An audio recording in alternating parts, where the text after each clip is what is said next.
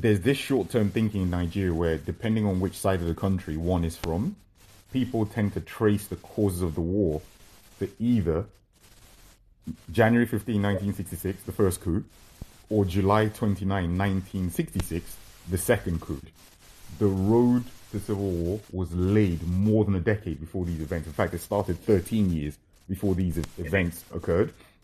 And I tend to think of that road to civil war being a long road of gunpowder with sequential fuses laid along that gunpowder route. And there's four prominent ones. 1953, that was when the first motion for Nigerian independence was passed. It was divisive because one part of the country, the South, wanted independence, another part of the country, the North, didn't.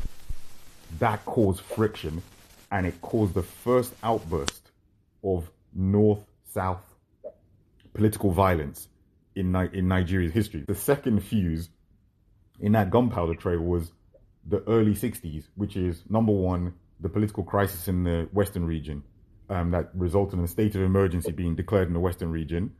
Then there was another one, which is the federal census crisis in 1963, which was very important because the census wasn't just about counting people. It determined political representation. So the census determined how many seats each region got in the parliament. So this, of course, created an incentive for each region to inflate its population. The initial census results revealed that the population of the South was greater than the population of the North.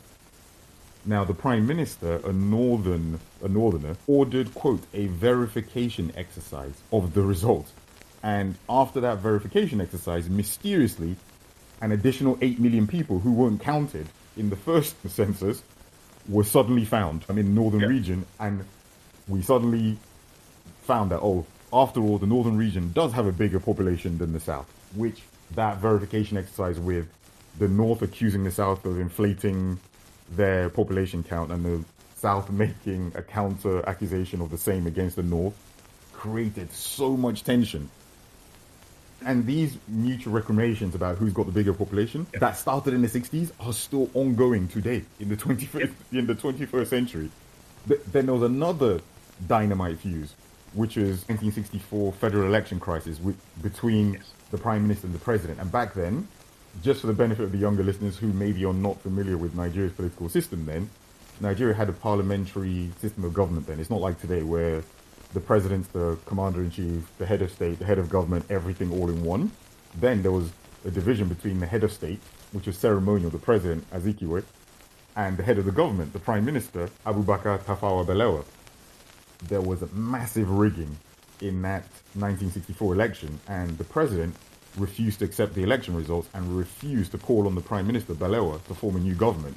So that caused massive tension where there was rumors that the president was going to call in the military to intervene.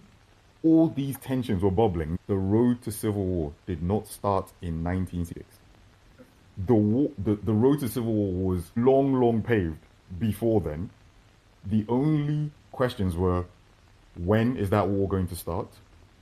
2, who were the protagonists?